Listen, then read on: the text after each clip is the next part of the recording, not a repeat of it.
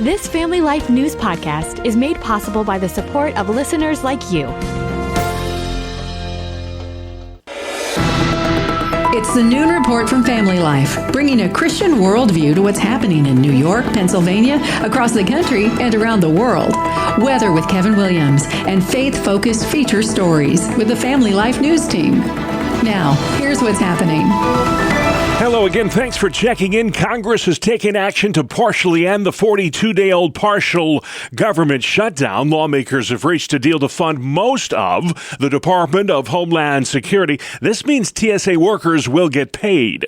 Gridlock from sick-outs at the nation's airports was the straw that broke the camel's back in these back-and-forth negotiations. Capitol Hill correspondent Chad Pergram. These lines at the airports were just starting to be untenable. We continue to be at war with Iran, and there's concern about terrorism, and they just felt that they had to open up DHS. We're into this spring travel season. These lines of 3 and 4 and 5 hours at the airports were just not working. They were concerned about security. They were concerned about people not getting paid. The deal funds Homeland Security minus ICE reforms or money for Border Patrol. Senate Minority Leader Chuck Schumer. No blank check for a lawless ICE and Border Patrol. Democrats didn't actually want a solution.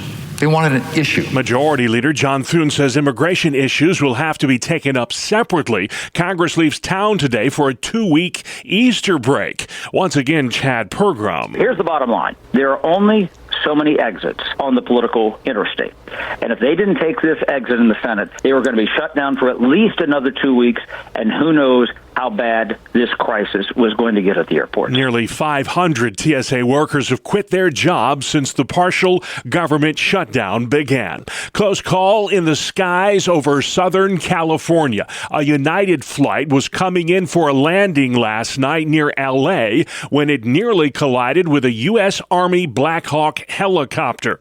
Correspondent Chris Van Cleve. Controllers and the pilots were tracking the chopper when the 737's collision avoidance system alerted, telling the pilots to stop their descent and level off. Preliminary flight data has the two aircraft about 525 feet apart vertically and approximately 1,400 feet laterally, a little over a quarter of a mile at their closest point. The near miss comes nearly a year after a passenger jet and a Black Hawk helicopter collided in the skies over Reagan International Airport in Washington, D.C.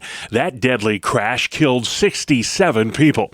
President Trump extending an olive branch to Iran, even as the war-torn nation continues attacks on Israel and its Gulf neighbors. CBS's Jesse Mitchell. President Trump said he will delay a threatened strike on Iran's energy infrastructure and extend his deadline for Tehran to reopen the Strait of Hormuz until April 6th. He said talks to end the war are, quote, going very well. But the war goes on. Reporter Jonathan Hunt in Tel Aviv. There is growing concern here that the Houthis, Iran's proxy group in Yemen, could enter this conflict. That would be significant because they would have some control over the Bab al-Mandab Strait that is the gateway to the Red Sea and the Suez Canal, and through which 10% of all global shipping passes. Meantime, the Pentagon may deploy another 10,000 ground troops to the Middle East. Military analyst Dr. Rebecca Grant. Those troops working within the joint force are going to give President Trump more options. And that's what Iran needs to see. They need to see that President Trump is ready, air, land, and sea, to put whatever pressure is necessary to get them to comply. War Secretary Pete Hegseth at a White House cabinet meeting. Operation Epic Fury is not an endless war. It's a decisive campaign with clear objectives to destroy Iran's offensive military capabilities and ensure they never obtain a nuclear weapon. This is stuff for the history books. This is stuff for legacy. The war in Iran turns 1 month old tomorrow. Secretary of State Marco Rubio is creating a new office within the State Department to keep Americans safe from emerging threats. Julian Turner with Fox News has this report. The State Department is concerned about threats from rapidly accelerating technologies, AI in particular, Iran recently used AI-generated satellite imagery to falsely claim damage to the U.S. Navy's Fifth Fleet headquarters in Bahrain. Last month, experts rang alarm bells that Iran may have used advanced electronic warfare to down a $220 million U.S. Navy drone over the Strait of Hormuz. And it's not just Iran. China is using AI to reconstruct B-2 stealth bomber flight paths, track carrier strike groups in real time, and collect data on American lawmakers. President Trump is hosting hundreds of farmers and ranchers at the White House this afternoon. The White House announcing a new biofuel blending regulation plan that would help farmers who convert corn into ethanol. The president also unveiling today new tax incentives to encourage more farming in America. A new Fox News poll shows economic issues are weighing heavily on the president's approval rating. Here's reporter Jackie Heinrich. Nearly a third of Americans, 27%, are living paycheck to paycheck. President Trump says Americans are mad at congressional Democrats. They're actually angry at Schumer. But voters are giving Trump negative marks on the economy. His approval now at 34%, down 6 points from January. On inflation, only 28% approve. Overall, 75% of voters believe the economy's in bad shape, and that number moved 5 points in the wrong direction since the start of the year. Jackie Heinrich at the White House today. There are new revelations from Savannah Guthrie about her 84-year-old mother's disappearance nearly 2 months ago. CBS's Jonathan Vigliotti. In her first interview since her mother Nancy's kidnapping, Savannah Guthrie says she feared her fame made her mom a target. And I just say, I'm so sorry, Mommy. The Today Show co-host's pain raw as she told colleague Hoda Kotb about the call from her sister on February 1st. She said, Mom's missing. And I said, what? A ransom note with crime scene details came the following day. Guthrie says she believes that one and a second one were both real. Savannah Guthrie plans to return to the NBC Today Show on April 6th. The U.S. Supreme Court hears arguments next week on President Trump's plans to end birthright citizenship. Rory O'Neill has that report. On his first day back in office, President Trump signed an executive order ending birthright citizenship for children born to parents in the U.S. illegally or temporarily. Opponents say that goes against the Constitution's 14th Amendment, but the administration argues that amendment was only intended to ensure former slaves and their children were recognized as U.S. citizens following the Civil War. The justices will hear oral arguments on Wednesday. I'm Rory O'Neill. Donald Trump is set to become the first sitting president to have his signature appear on U.S. currency. It'll appear on all paper currency this June, along with the signature of Treasury Secretary Scott Bessent. The move is in honor of America's 250th birthday. The Artemis II crew is getting ready for next week's planned mission to the moon. Peter King has more from the Kennedy Space Center in Florida. The four astronauts are due here by mid-afternoon. Mission specialists Christina Cook and Jeremy Hansen tell CBS News the lead-up to launch has been intense with little time to get totally excited about their flight. I really like this right now. I would like to just keep doing this, but I do want to get going. I 100% have that exact same thought this week. NASA hopes to launch Artemis II on Wednesday for a flight around the far side of the moon. The first time humans have been even close to the moon since 1972. Peter King at the Kennedy Space Center today. For the second time in just over a year, Netflix is raising its prices. The cheapest plan, standard with ads, will cost you $9 a month. A standard ad-free plan is $20 a month. The highest premium plan at Netflix is now $27 a month. Still to come on the Noon Report, paying for police protection, new tech scam in the Southern Tier, and its opening day for AAA. Good afternoon. I'm Kevin Williams. As they say, what a difference a day makes. Spring yesterday, but a winter chill today. I'll have the weekend forecast. That's coming up in 10 minutes. All right, we'll see you then. Thank you, Kevin. Let's check the stories making news where you live. All across New York and Pennsylvania. A man drowned yesterday in Tonawanda, New York, after jumping into the Erie Canal to avoid police capture. The 36-year-old was wanted on multiple warrants. It all started when cops tried to pull him over in a vehicle vehicle. He then proceeded to get out of his vehicle and jump into the water. The suspect was pronounced at an area hospital. Debate continues at the Pennsylvania State Capitol on legislation that requires municipalities who rely on state police pay a fee for that service. Vintondale Borough Supervisor Pam Smith says even a population-based fee would be too much of a strain on her budget. I know it'll be based on population, which, as I stated, is only 412 people in town, so you wouldn't think it would be a lot, but we don't have that much money budgeted for police wages, so anything that they're going to ask is probably going to exceed the amount that we currently have budgeted. That Cambria County community leader says municipalities should not have to pay an additional fee because they are located in rural areas or cannot afford their own police department. 2/3 of Pennsylvania's municipalities, by the way, rely on the state police for protection. The Chemung County, New York Sheriff's Department is warning of a new texting scam. If you get a text on your phone warning of legal consequences for unpaid traffic fines, well, that's a scam. This text includes a QR code to submit payment and what appears to be a New York State seal. That seal was created using artificial intelligence. If you get a text like this, simply delete it. Do not click on any links. EMS service in one rural New York community is seeing success by adding paid staff to their volunteer force.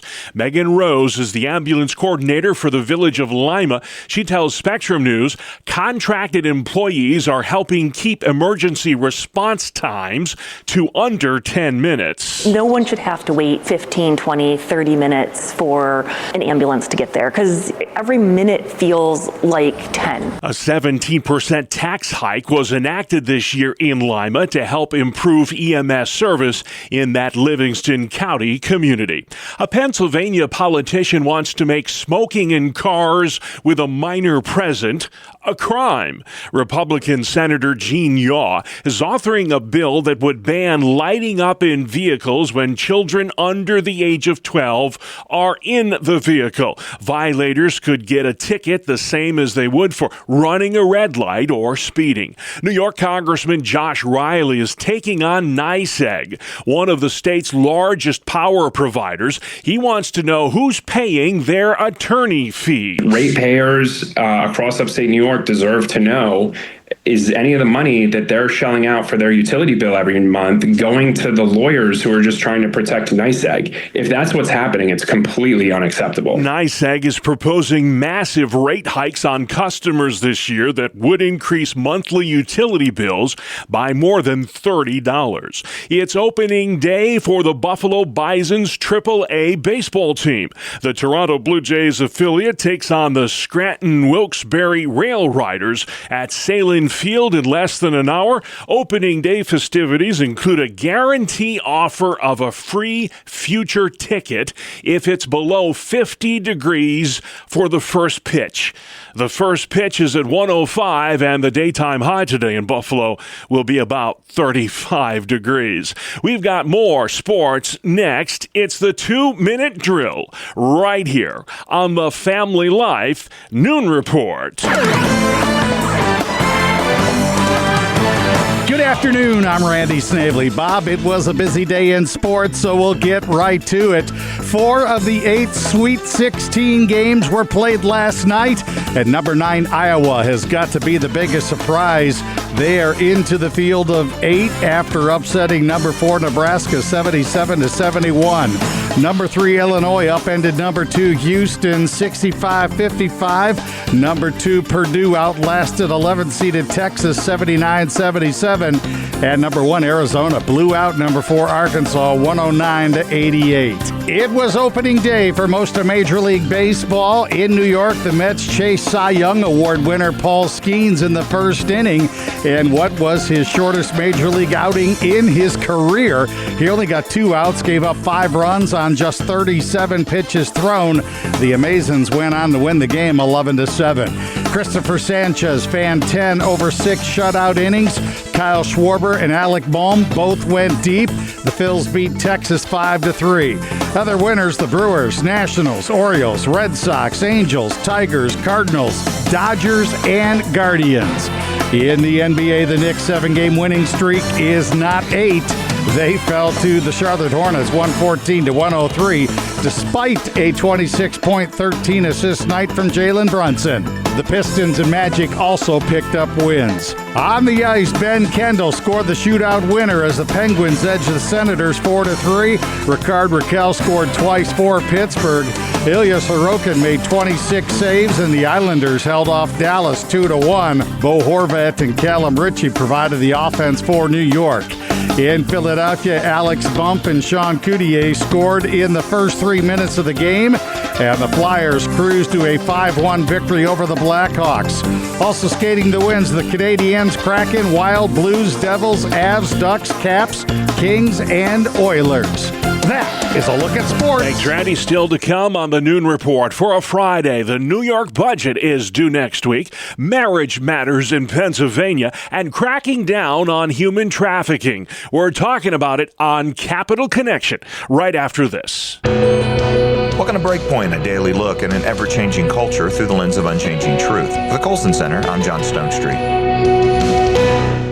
A recent BBC podcast told an incredible story about a young pianist who found God through her music. Though she now goes by her baptismal name of Eleanor, Yeri Wang grew up in communist China. The stringently atheistic education she received there emphasized the importance of hard work, and that reality only consisted of the physical world. She learned technique, not about transcendent concepts like beauty, much less the God behind beauty. It was on an educational trip to Italy that Eleanor encountered the beauty of Christian architecture and also the worshipful attitude of people at prayer. Most of all, she was moved by the beauty of Gloria by composer Antonio Vivaldi. She was confronted in the musical work with phrases like Lamb of God and Son of the Father. According to the BBC article, Eleanor wanted to know more. What did these words mean? Why had composers been inspired by them for centuries?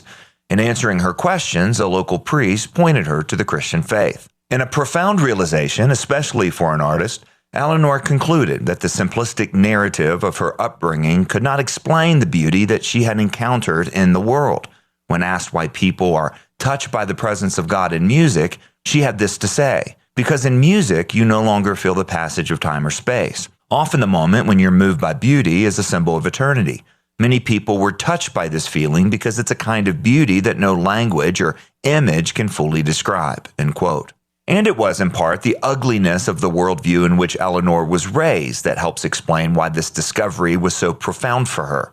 As Os Guinness has said, contrast is the mother of clarity. Consider, for example, the brutalist architecture expressed in endless gray structures of formerly communist nations and still in China. Though some may describe this style as bold and ambitious, it's a style that wears on the human soul, souls that were made for more. Like so much modernist art or architecture, as well as the Marxist worldview overall, brutalism communicates that the individual does not matter, that the material world is all that exists, and that appeals to beauty and transcendence are mere activities of self-indulgence. Compare that to the Christian vision. Creation reflects God's artistry. He did not need to create the world, much less fill it with such delightfully unnecessary beauty. As G.K. Chesterton quipped, it's possible that God says every morning do it again to the sun and every evening do it again to the moon. It may not be automatic necessity that makes all daisies alike. It may be that God makes every daisy separately, but has never got tired of making them. And God created humans to image him as his sub-creators. We do not merely consume, we imagine, we invent, we innovate. And in doing so, we fulfill the first mandate from our Creator to make something of his world. As Hans Werkmacher put it in his book, Modern Art and the Death of a Culture, quote, culture is the result of man's creative activity within God-given structure, so it can never be something apart from our faith. All our work is ultimately directed by our answer to the question of who or what our God is, and where for us the ultimate source of all reality and life lies. Whether a piece of music or a beautiful sunset, humans are moved by beauty. At the birth of a child or an act of athletic artistry, we wonder. Beauty points us to what is transcendent about reality and what is transcendent about us. And it points us to the presence and nature of God that can penetrate even the most stubborn personal and cultural defenses. For the Colson Center, I'm John Stonestreet with Breakpoint. Before I go, I want to say thank you to Elaine of Pensacola. Thanks for being a Cornerstone monthly partner of the Colson Center. You helped make this episode of Breakpoint possible. All right, thank you very much, John. Let's head outside next. Weatherman Kevin Williams. Here is your family life forecast for this afternoon. Brisk and cold, sunshine, patchy clouds, and temperatures pretty steady in the 30s and low 40s. Tonight, clear to partly cloudy and cold. Temperatures drop toward 20. Tomorrow, sun, clouds, a few flurries in parts of New York. High temps 30s and low 40s. Milder on Sunday with some sunshine and high temperatures nearing 50. Okie doke. Thank you very much, Kevin. It is Friday, folks. Congratulations, you've made it. And this is the Noon Report on Family Life.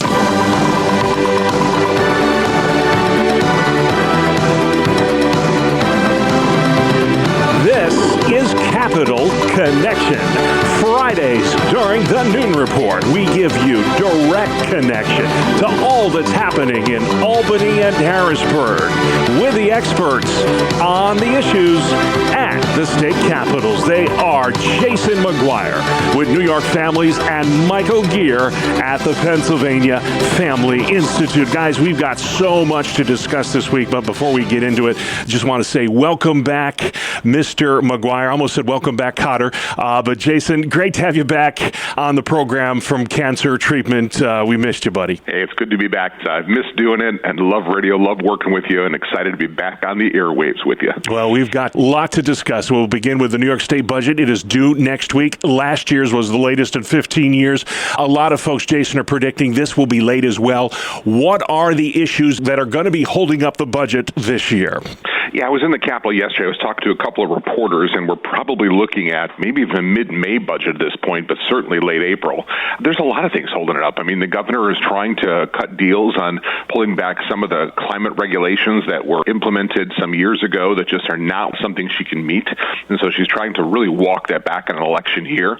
There's a desire to try to work on some immigration issues. And then, of course, there's always taxation issues. You know, we have this enormous budget. There is an enormous deficit in Buffalo and in New York City and their local budgets.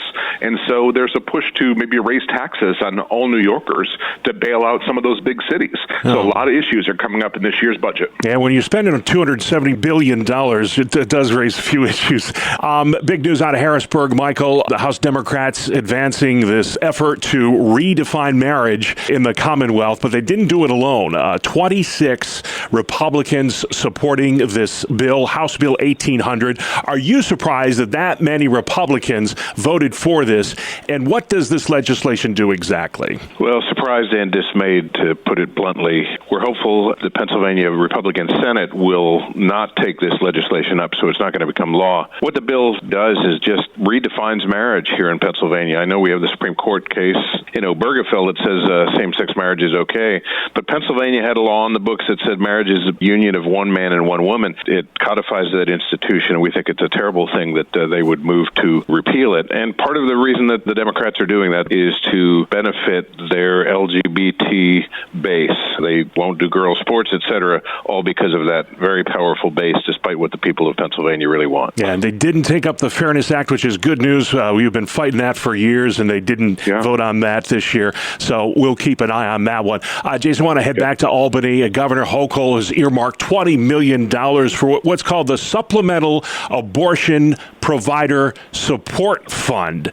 What exactly is that, and why should pro-lifers be concerned about that? Yeah, you know, in New York and across the nation, you're seeing more and more dollars being given towards the pill abortions rather than the surgical abortions.